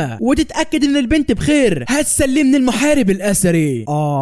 يا نهار مش فايت. معقول هونج دالي هيضحي بيه عشان بنت؟ اكيد يا صديقي ده كلبه يعملها. بس هنقول ايه بس بنته برضه يا جماعه. نرجع للشباب من تاني وكالعاده بيجتمعوا عشان يشوفوا ايه المفروض اللي يعملوه. كيرو قال لهم خطتنا واحده يا رجاله هنقضي عليهم وهنشن الهجوم دلوقتي. في الخارج قائد الجيش بيطلب من الجنود الغناء وده عشان صوتهم يوصل للعدو ويزعزع ثقتهم. بالفعل بالفعل بيبداوا يغنوا حرفيا جمال جمال والله. الصوت بيوصل فعلا للعدو وبيبداوا الهجوم. ووجي بيركب ورا شين وبيقول لها خديني للصبي من عائله مول اسطوريه. الواد ده اكيد يعرف حاجه عن سر صناعه الاكسير. الواد ده يعرف؟ لا ده اكيد يعرف. جنود ووجي بتقترب شيئا فشيئا وجنود ليوجي بتتراجع. ايوه دي خطتهم يا صديقي واللي قال لهم عليها هو الامير ليوجي. ربنا يستر شكله كده هيودينا في داهيه. العيال بتولع فيهم وبتوقعهم في حفره وبص بيشخرمهم على الاخر. بس كل ده بدون فايده. العدو بيتقدم برضه وعلى الحال ده مش هيقع في الفخ اللي نصبوه ليهم. ايوه خلاص كده الموضوع مستحيل. فينج في المستقبل بيلبس الخوذه وطاقه ظلاميه جباره بتحيط بيه. ووجي بيخترق صفوف الاعداء وحتى الاخشاب مش قادره توقفه. بيروح ناحيه ريوساكي والبقيه وكان خلاص هيقضي عليهم. لكن فجاه فينج بيقدر يصنع ثغره في وعيه وبيرجع لهم قوتهم. ريوساكي شاف نفسه على الاخر وقال له تعالى لي يلا هخلص عليك وههينك هنا ودلوقتي. تهم مين؟ ده ووجي يا حزين. بيدي له واحده بيطيروا لبعيد قوي. وانجي بيتعصب وبيدخل عليه بس الحصان بيكون جامد وتقيل عليه. بياخد هيئه الذئب وبيحاول يخلص عليه. بيتفايتوا سوا وكان واضح جدا فرق القوه والمستوى. وانجي مش قادر عليه خالص. يحاول مهما يحاول بس برضه بدون فايده. ووجين ما بيهزرش يا جماعه. بيجيبه على الارض واخو السعفان الاسود بيوجب معاه. شياهو بيشوفه من بعيد فبيجري عليه بكل ما اوتيه من سرعه. ولكن البنت بتقول له اهرب انت مالكش دعوه بيا اهرب. فهو عاوزك انت من الاساس. الواد قال لها لا انا مستحيل اهرب واسيبك. انا وعدت والدي اني هحميكي. شياهو بيبص له ووجي بيبص عليه وبيدخلوا على بعض. بيقلبوا المكان برق ورعد. بيدغدغوا بعض يمين شمال وشياهو مش عارف يكذب قدامه. يا خال ماذا ستصنع في هذا الحال؟ بيفاد الهجمه دي وايديه هو وشين بتيجي في بعض. بيحاول يشدها بس ما بيعرفش. البنت بتطلب منه يهرب تاني ولكن ده عندهم مهاني. ووجي بيقول له في ايه يالا مالك؟ ده انت حيالله حته عيل من مو. شياو بيستغرب وبيقول له صدقني مش هرحمك يالا. قال له هم رجاله عيله مو كده دايما فاكرين نفسهم فتوات وهم اصلا خرنجات. تعالى لي يا غالي. بيهجم عليه بسرعه خاطفه والشياو بيظبط حاله بسرعه في الهواء بيطير عليه. لكن ووجي كان بضربه واحده بس قدر يخلص عليه ويقسم نصين وسط صدمة الكل. يا إلهي قوة جبارة فعلا. شين بتكون في منتهى الحزن عليه ونتفاجأ جميعا بشياو تاني جاي جري عليهم. بيسحبها من ايديها وبياخدها على سعفان واللي حصني يكسرني يا جدعان. ايوه هي دي نتيجة الدويت الفتاك بين كيرو وشياو. لا معلمين الصراحة. كيرو بيتخنزر على ووجي وبيقول له الصراحة ما كنتش اعرف انك فاشل الدرجة دي بس على العموم خير. وبيتعصب على الاخر وبيصرخ في الجنود بعلو صوته. بيسمرهم في مكانهم. بيرمي الرمح على شين وشياو ولكن الواد بيعديها. بس لا يا مغفل ده كان بيستهدف موطئ قدم سعفان القادم. الرمح بيعمل تشويش على عقل فينج وهونج دالي بيترعب على بنته الصغيره. بيقول لهم يعني ايه كده خلاص ابني وبنتي تاه عبر الزمن. فينج بيهديه وبيقول له مش عارف الراجل ده عمل ايه بس العالم كله متجمد مفيش مفر مفيش خلاص. هم في سجن ضخم دلوقتي. شياو بينزل على الارض تلفان وشين بتكون جنبه يا جدعان. ووجي بيطلع لهم من البوابه وبيقول له بقى انت يا ابن امبارح جيت تصاع عليا انا. هم اللي اغتصبوا ماتوا ولا ايه؟ الواد قال له هتقتلنا ويعني مش هتقدر تغير التاريخ وهنرجع تاني عشان نقتلك. بيقول له يا جدع هو مو طاي ما كانش فاضي ولا ايه؟ ازاي ما علمش كلب زيك الادب؟ انا بقالي 600 سنه عليك في المكان ده ومش عارف اخرج منه. انت بقى اللي هتقدر تخرج ده عندها يلا مش هتقدر تعمل حاجه. الواد بيفتكر قلادة اليشم والمكان اللي خدته ليه وبيعرف ان اكيد لها دور في الموضوع. بيعصر دماغه من كتر التفكير ووجي بيقرر يكشف له الحقيقه. بيقول له انا هنا بسبب اخوك. الدرع اللي صنعه لي اي نعم زاد قوتي بشكل كبير ولكن ده برضه حبس روحي جواها. بس بمجرد ما انا خدت منك المفتاح هرجع للعالم الخارجي. شين بتقول له ايه لازمتها؟ هترجع تعمل ايه؟ لا ده زمنك ولا انت تقدر تعمل اي حاجه. قال لها لا والله. مين اللي قال لك كده؟ مين قال لك ان مفيش حاجه تتعمل دلوقتي؟ امال العالم ده ايه؟ انا عاوز احكم العالم بيعلنها صراحه. بمجرد خروجي من هذا المكان ساحكم هيمنت على الجميع.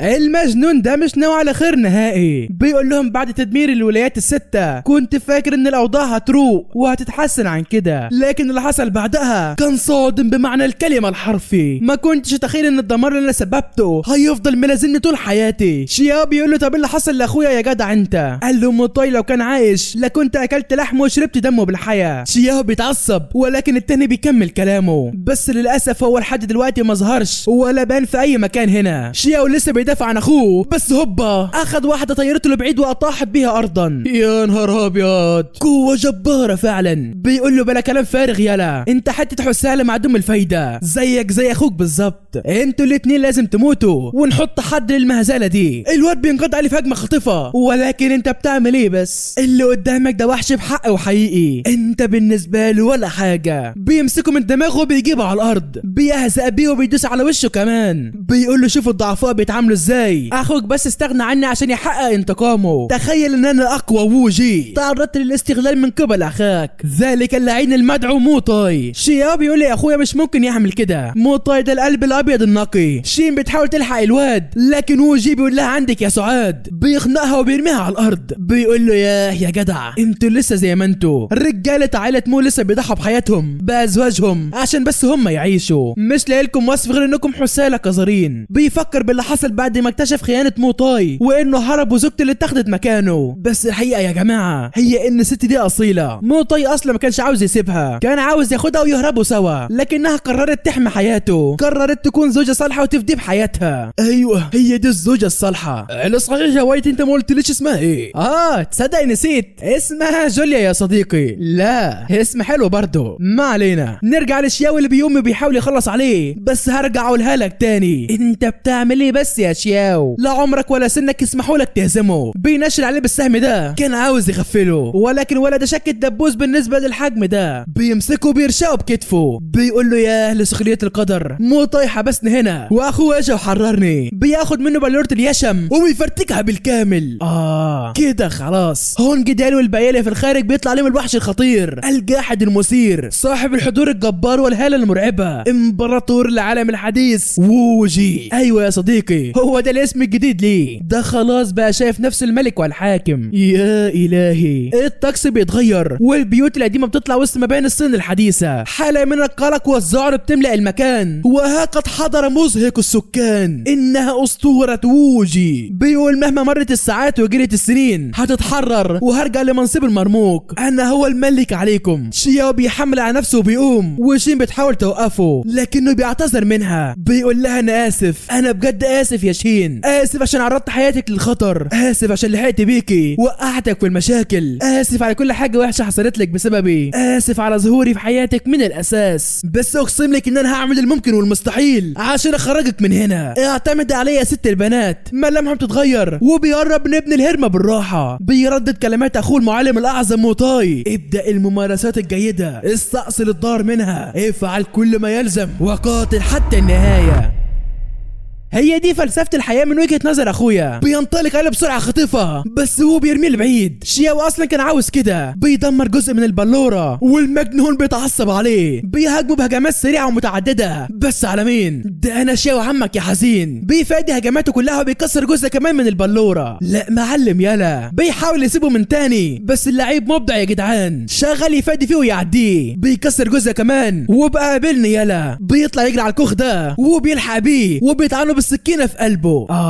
كده خلاص. بيكلمه باستهزاء وبيقول له ايه هي دي تعليم اخوك؟ بلا كلام فارغ، محدش يقدر يهزمني، وعلى عكس باقي الانميات فقوة الصداقة مش بتاكل معايا يا ابن الفاشلة. ما بيلحقش يكمل الكلمة وبيلاقي وانجي بيكسر بلورة، ريوساكي كمان بيكسر، وهو على شيء عمره بيتحسر. ابلع يلا. كيرو هو كمان بيكسر بدل الواحدة 6. وده مش كلامي، بس المغرور هو شكله هيعاني، واشهد على كلامي يا تهاني. شياو بيقول له مش قلت لك ولا اسمعها بصوت اخويا احسن. ابدأ الممارسات الجيدة، استأصل الضار منها، افعل كل ما يلزم وقاتل حتى النهاية. يلا كسروا يا رجالة. تكسروا مين؟ لا انت وهو بجد ولاد حزين. العنتيل بيستدعي رمح من العدم وبيهبد ريوساكي بيه، بيقتله بسرعة، بيدخل في البلورة دي وبيطلع قدام وانج، والواد بيقول له تعالى لي يا حمادة. حمادة تاني بينزل عليه من السما وبيكتفه في الارض، مش بيسد كتير وهي رجله بتخليه من على الارض يطير. شياو برضه مش بيحل وبيقوم يقف من تاني، بيدخلوا في البلورة دي وبيتبادلوا الضربات سوا، تخبيط من هناك وهنا، ومحدش عنده فكرة عن اللي بيحصل يا عمنا. كيرو بيحدد مكانهم بالظبط، والمستقبل وقتها كان في حالة فوضى ومحدش كان قادر على اي حاجة. شياو في الوقت ده كان خلاص انهزم، وهو جي بيطعنه طعنة اخيرة.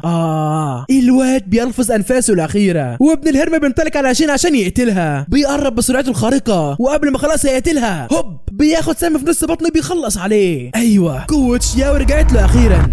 ووجي بيموت وروحه بتتلاشى والعالم هو كمان بيتدمر. ماركو وتانجو والشباب بيهربوا وشين بترجع عشان تنقذ شياو. المكان بينهار بيهم وشياو بيقرب منيها. تانجو وقتها بتتحول وعينيها بترجع للون الاسود، بتمتص روح ووجي وشين بتترعب عليها. بس شياو بيقول لها لا، دي مش تانجلينج الحقيقيه، دي وحش كازاري ظلامي ملعون. الارض بتتنفض انتفاضه مجنونه والعيال بتقع في البوابه. شياو عينه بتيجي عليها واتصدم من اللي شافه. يا الهي، ما هذا؟ من اين جاء ولماذا؟ الكيان اللي قدامه ده محمل بطاقه ملعونه كفيله بتدمير العالم ومحيه من الوجود. يا نهار ابيض، يا ترى ايه مصير شين وشياو بالظبط؟ وايه اللي حصل للعالم الخارجي؟ وهل بكده خلص الموضوع؟ ماذا عن تانجو والكيان الغريب الذي يسكنها؟ هل موتاي ما زال موجود؟ وان كان كذلك فاين هو الان يا ترى؟ يبدو ان هناك اسرار كثيره يخفيها عنا هذا العالم، فماذا تحيك لهم الاحداث وتخبئ لهم الايام يا ترى؟ ده اللي هنعرفه في الموسم الجاي باذن الله بمجرد نزوله. وبس كده يا عم، ما تنساش تذكر الله وتصلي على النبي عليه افضل الصلاه والسلام، واشوفكم على فيديو جديد. سلام.